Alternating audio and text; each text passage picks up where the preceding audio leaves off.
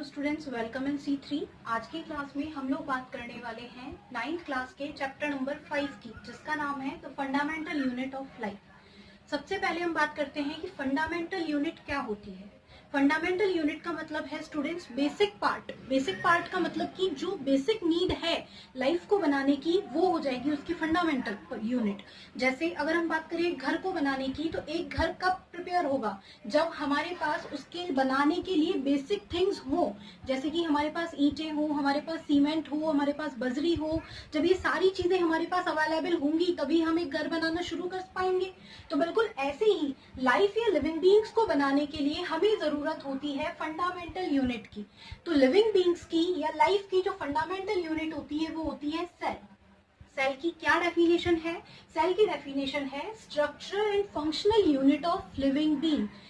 तो ये डेफिनेशन 100% बिल्कुल परफेक्ट नहीं है, क्योंकि इसके अंदर आपने बेसिक टर्म या फंडामेंटल टर्म को ऐड नहीं किया। तो आप क्या ऐड करना ना भूलें, बेसिक या फंडामेंटल। कहने का मतलब बिल्कुल इंपॉर्टेंटली याद रखना है कि सेल बेसिक या fundamental, structural and functional unit होती है। अब हम बात करते हैं सेल की दूसरी डेफिनेशन की। सेल की दूसरी डेफिनेशन कहती है कि प्लाज्मा मेम्ब्रेन जब एक प्रोटोप्लाज्म को कंप्लीटली कवर कर लेती है, तो जिस स्ट्रक्चर का फॉर्मेशन होता है उसे बोला जाता है सेल। यहाँ पे जो इस लेयर के अंदर आपको मिल रहा है लिक्विड पार्ट, उस लिक्विड पार्ट को बोला जाएगा प्रोटोप्लाज्म। तो प्रोटोप्लाज्म सेल के अंदर प्रेजेंट लिक्विड पार्ट होता है। सेल के अंदर जितना भी मैटर प्रेजेंट है उस पूरे मैटर को आप लोग प्रोटोप्लाज्म कहते हैं। तो प्रोटोप्लाज्म को जब प्लाज्मा मेम्ब्रेन बाउंडेड कर दे, उसके चारों तरफ खुद कवर हो जाए, तो उस स्ट्रक्चर को क्या बोलते हैं हम? सेल। अब हम बात करते हैं कि सेल की स्टडी हम कैसे करते हैं, कहाँ करते हैं। तो सेल जो होती है, जब हम इसकी स्टडी करते हैं तो सेल की स्टडी बायोलॉजी की जिस ब्रांच के अंदर की जाती है उसे बोला जाता है साइटोलॉजी। क्या बोला जाता है? साइटोलॉजी। इंपॉर्टेंट है।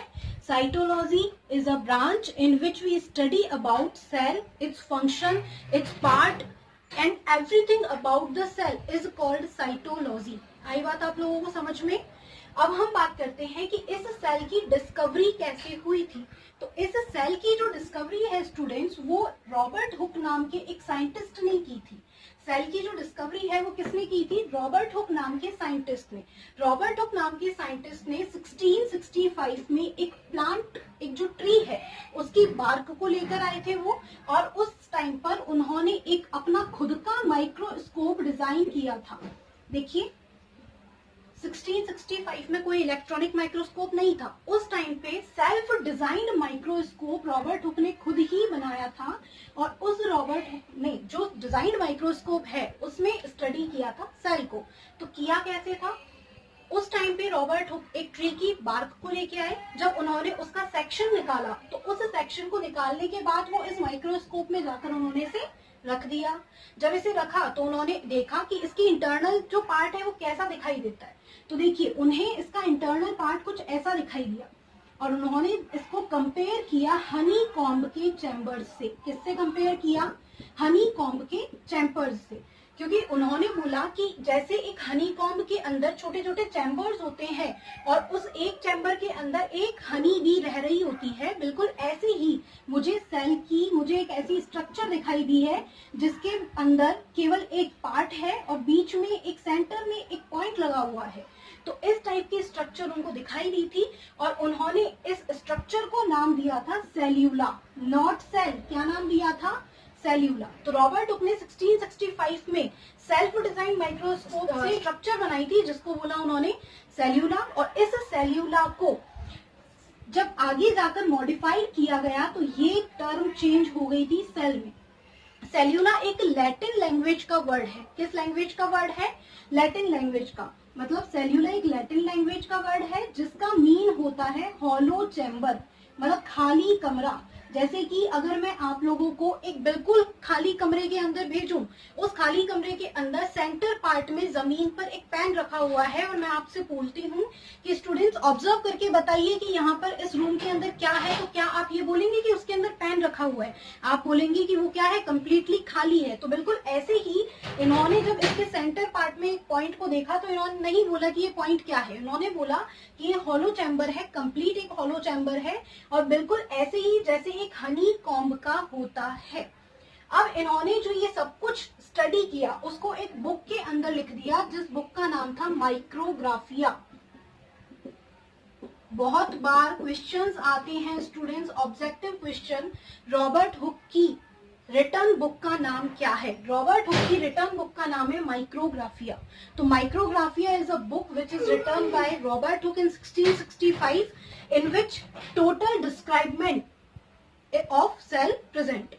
ओके, तो स्टूडेंट्स रॉबर्ट हुक ने क्या किया था, एक सेल की स्टडी कंप्लीटली की थी। अब रॉबर्ट हुक ने जो सेल की स्टडी की है वो सेल एक्चुअल में डेड सेल है। कौन सी सेल है? Dead cell. तो यहाँ मोस्ट इंपॉर्टेंट, अगर आपको क्वेश्चन आता है कि रॉबर्ट हुक ने कौन सी सेल की डिस्कवरी की थी, तो रॉबर्ट हुक ने डेड सेल की डिस्कवरी की थी। यहाँ लिविंग सेल की डिस्कवरी रॉबर्ट हुक ने नहीं की। अब देखिए होता क्या है कि अगर आपकी फ्रेंड अच्छे मार्क्स अचीव कर लेते हैं तो थोड़ा सा आपको जेलसी फील होने लगती है। मैं ये नहीं कह रही सबको होता है, बिल्कुल आप ऐसा ना सोचे, थोड़ा सा हमें फील होने लगता है कि कुछ तो हमें भी करना चाहिए। तो हुआ क्या था, 1665 में जब रॉबर्ट हुक ने डेड सेल की डिस्कवरी की थी स्टूडेंट्स, तो उस टाइम पे जितने भी साइंटिस्ट हैं उनको लगने लगा था कि हम भी कुछ करते हैं। तो थोड़े टाइम के बाद इन 1674, किसमें 1674, इन 1674 एक न्यू साइंटिस्ट आए थे जिनका नाम है एंटोन वॉन ल्यूवेनहॉक। थोड़ा सा नाम से घबराने की जरूरत नहीं है, आप इन नाम को अच्छे से याद कर सकते हैं। तो एक नए साइंटिस्ट हैं जिनका नाम है एंटोन वॉन ल्यूवेनहॉक।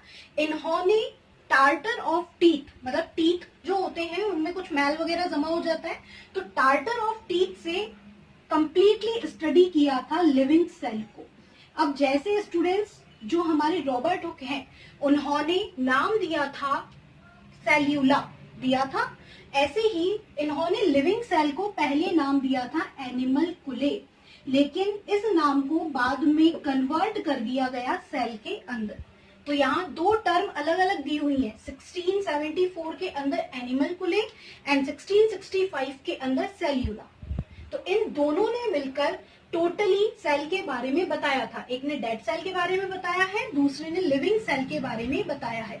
अब ये जो सेल्स होती हैं, ये सेल्स आपस में धीरे धीरे कंबाइंड होती हैं, कंबाइंड होकर आगे जाकर एक स्ट्रक्चर का फॉर्मेशन कर सकती हैं, किसी भी ऑर्गेनिज्म का फॉर्मेशन कर सकती हैं, कुछ भी ये कंप्लीट बना सकती हैं। अब आप में से कोई भी मुझसे क्वेश्चन कर सकता है कि मैम आप ये कैसे कह सकते हैं कि सेल ही स्ट्रक्चरल यूनिट है? बिल्कुल आपके मन में आ सकता है कि सेल ही एक स्ट्रक्चरल यूनिट है, हम ये कैसे समझें?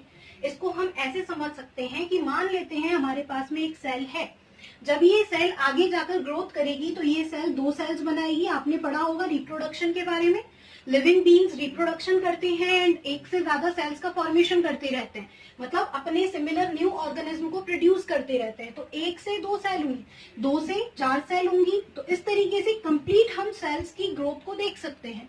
आगे जाकर ये जो सेल्स हैं, ये सेल्स क्या हो जाएंगी, एक ग्रुप बना लेंगी, और जब सेल्स आपस में ग्रुप बनाएंगी तो इस ग्रुप को नाम दिया जाता है टिश्यू का। ये जो टिश्यू होते हैं ये आगे जाकर एक कॉम्प्लेक्स स्ट्रक्चर का फॉर्मेशन करते हैं, उस कॉम्प्लेक्स स्ट्रक्चर को हम बोलते हैं ऑर्गन। तो सेल ने टिश्यू बनाया, टिश्यू ने ऑर्गन बनाया, और इस ऑर्गन में मिलकर के एक ऑर्गन सिस्टम का क्या किया है, फॉर्मेशन किया है। इस ऑर्गन सिस्टम से धीरे धीरे बहुत सारे ऑर्गन सिस्टम बन जाते हैं। ये मैंने आपको एक्सक्रीटरी, आपके बॉडी के अंदर, ह्यूमन बॉडी के अंदर एक्सक्रीटरी सिस्टम प्रेजेंट होता है, उसका डायग्राम मैंने यहाँ पर बनाया है। एक्चुअल में स्टूडेंट्स बहुत इजी सा डायग्राम है, इसलिए जल्दी से ड्रॉ करने के लिए आपको ऑर्गन सिस्टम के बेसिस पर एक्सक्रीटरी सिस्टम का डायग्राम बनाया हुआ है। ऐसे ही ह्यूमन बॉडी के अंदर excretory system, digestive system, transportatory system, बहुत सारे सिस्टम्स यहाँ पर प्रेजेंट होते हैं। तो ये सारे सिस्टम मिलकर के एक ऑर्गेनिज्म का फॉर्मेशन कर लेते हैं। तो एक ऑर्गेनिज्म क्या हो गया, यहाँ पर फॉर्म हो गया है। आपको दिखाई दे रहा होगा, ये एक छोटा सा ऑर्गेनिज्म है, दिखाई दे रहा है कैसा ऑर्गेनिज्म है। तो कंप्लीटली ऐसे ऑर्गेनिज्म का फॉर्मेशन हो जाता है। चलिए आंखें बना देती हूँ, वरना कहेंगे कि मैम ने आंखें नहीं बनाई थी। ओके, तो यहाँ अब आप समझ रहे हैं कि एक कंप्लीट स्ट्रक्चर का फॉर्मेशन हुआ है। किसने किया? एक सेल ने। अब आप पूछ लें कि फंक्शनल यूनिट कैसे है मैम, आप कैसे कह रही हैं कि ये फंक्शन भी करता है? पूछ सकते हैं ना। तो ये फंक्शन कैसे कर रहा है? ये फंक्शन कर रहा है कि क्या ये ह्यूमन अकेला काम करना शुरू कर देगा? नहीं। कब करेगा? जब इसके ऑर्गन सिस्टम्स काम कर रहे होंगे। अच्छा, अगर किसी ह्यूमन के ऑर्गन सिस्टम फेल हो जाता है तो ह्यूमन क्या हो जाता है? अपनी लाइफ को टाटा बाय बाय बोल के चला जाता है ना। तो टाटा बाय बाय ना बोले इसके लिए हमें किसकी जरूरत है? इसके ऑर्गन सिस्टम को फंक्शन करवाने की। ऑर्गन सिस्टम कब फंक्शन करते हैं? जब ऑर्गन फंक्शन करते हैं। ऑर्गन कब फंक्शन करते हैं? जब टिश्यू फंक्शन करते हैं। और टिश्यू कब फंक्शन करेंगे? जब इसके अंदर प्रेजेंट सेल फंक्शन करेगी। तो फाइनली हम ये कह सकते हैं कि किसी भी ह्यूमन बीइंग की, लिविंग बीइंग की जो स्ट्रक्चरल फंक्शनल यूनिट है वो क्या है? सेल। तो fundamental structural functional unit cell होती है। इस डेफिनेशन को हम लोगों ने प्रूव कर दिया। आप लोगों को समझ में आया? नेक्स्ट वीडियो में हम लोग पढ़ेंगे कि ये जो सेल है, इस सेल के टाइप कितने होते हैं, ये सेल की स्ट्रक्चर के अंदर क्या होता है, इस सेल से कितने ऑर्गेनिज्म का फॉर्मेशन होता है। इन सबको मैं आपको अपनी नेक्स्ट वीडियो के अंदर कंप्लीटली एक्सप्लेन करूंगी। Thank you for watching this video.